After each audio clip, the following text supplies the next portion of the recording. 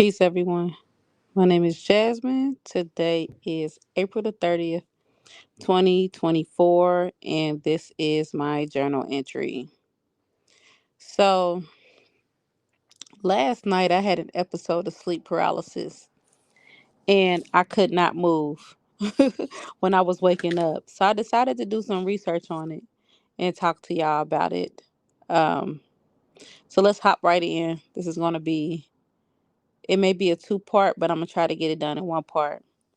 But sleep paralysis is basically a feeling of being conscious but not being able to move. And it usually occurs like in between the stages of being awake and being asleep. They do have a name for it.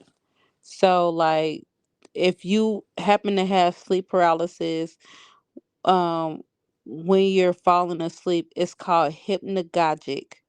And if you happen to have sleep paralysis when you're trying to wake up, it's called hypnopompic. They're two different states.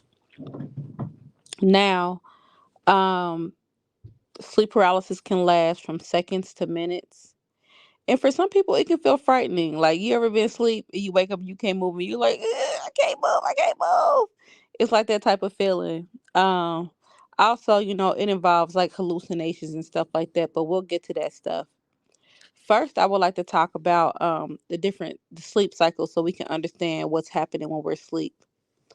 Now, keep in mind, I want y'all to understand that these cycles they happen over and over again throughout the night. So it's not like you go through one stage one time throughout the whole night. No, they cycle around.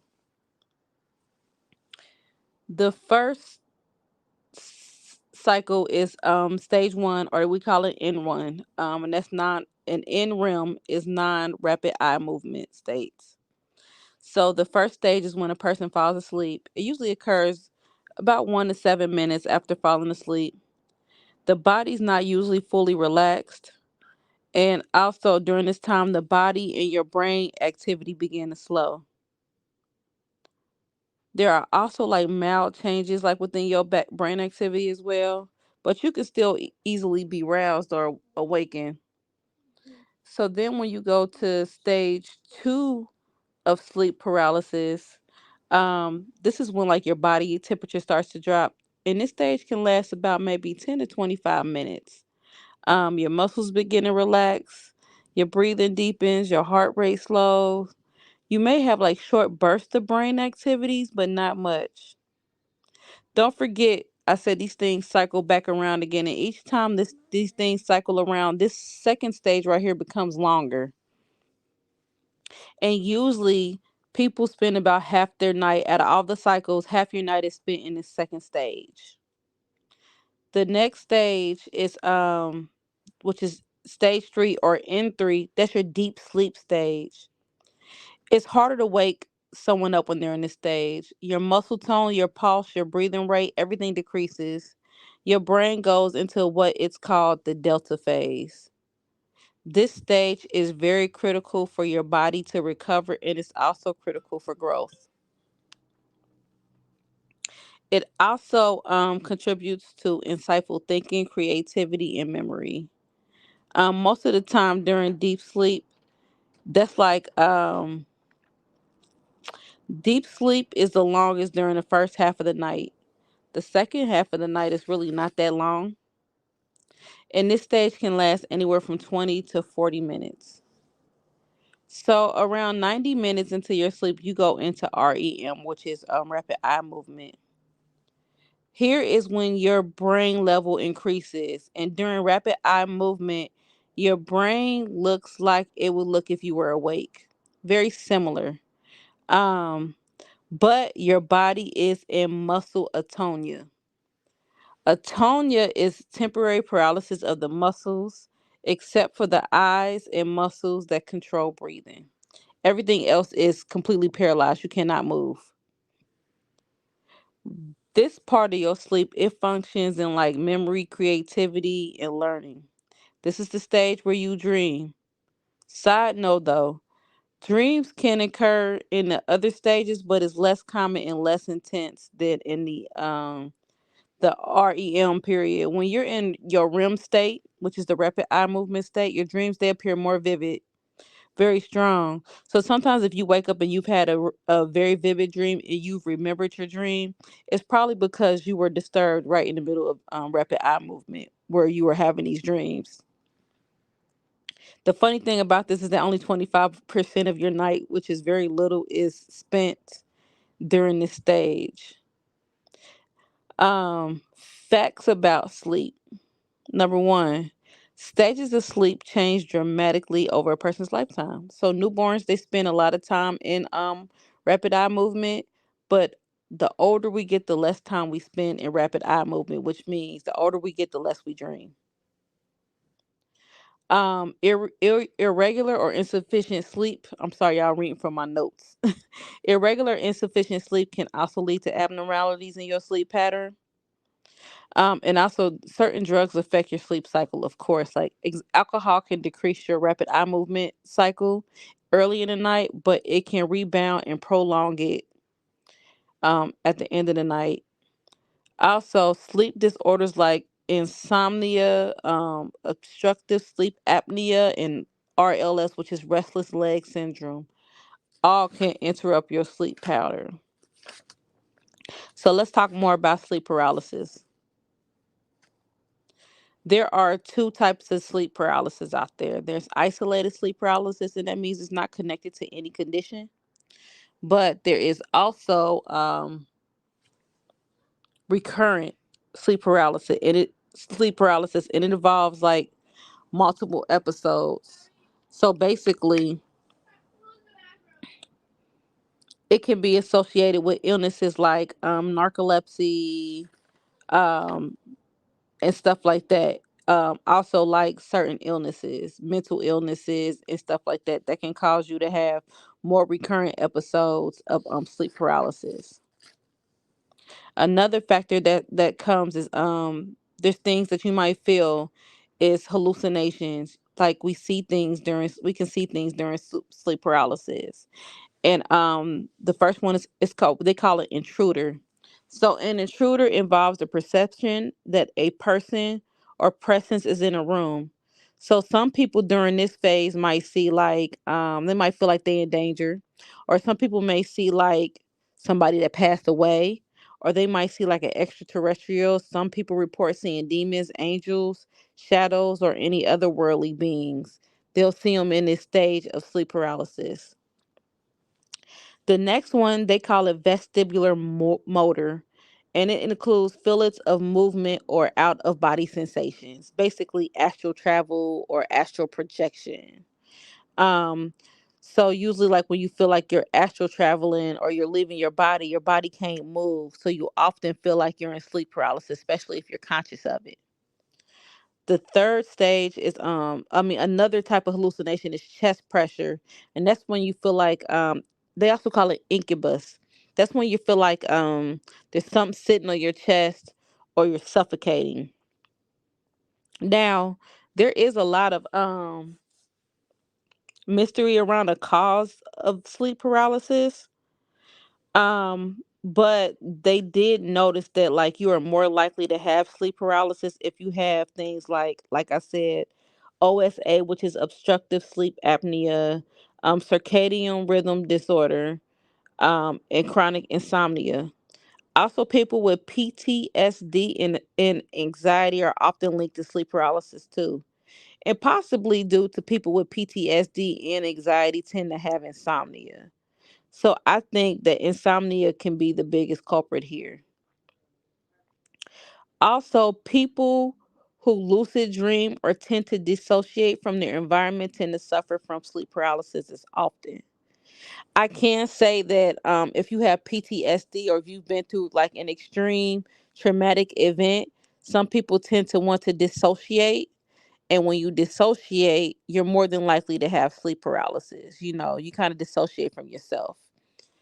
Um, for most people, sleep paralysis isn't dangerous. Most people, it isn't dangerous at all. But for others, it can be bothersome because it can increase more anxiety. But imagine going into sleep paralysis and you can't move and you think there's a demon in your room. That could be very frightening for some people.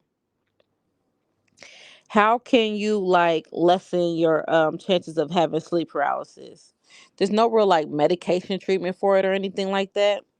The first thing you could do is to establish a healthy bedtime routine, like wake up and go to bed at the same time every day, or find things that you can do that are relaxing before bed, like listening to music and stuff like that. Also, avoid eating heavy right before bed and drinking caffeine or alcohol before bed. That can mess with it too. Optimize your sleep space, like make sure your mattress and your bedding is comfortable. Try dimming your lights, you're having like relaxing lights around in your room. Remove any distractions, like turn your phones off, turn your TVs off at least 30 minutes to an hour before you go to bed. And also, if you have insomnia, try to get it treated if possible. So last night when I went into, and that's all I got for now. Last night when I went into sleep paralysis, I didn't see anything per se, but I felt like something sat on the side of my bed next to me.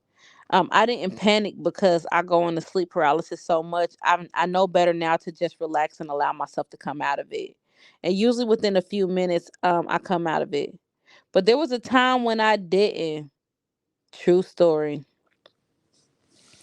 I had a looping dream, and in the dream, I would come downstairs, and my mom's passed away, but her friend's still alive. My mom and her friend would be sitting in the living room on the couch, and I would have a conversation and walk behind the couch. And as soon as I walked behind the couch, I would come down the stairs again, see them sitting on the couch, and then walk behind. They're talking to me, and then I walk behind the couch, and I come down the stairs again.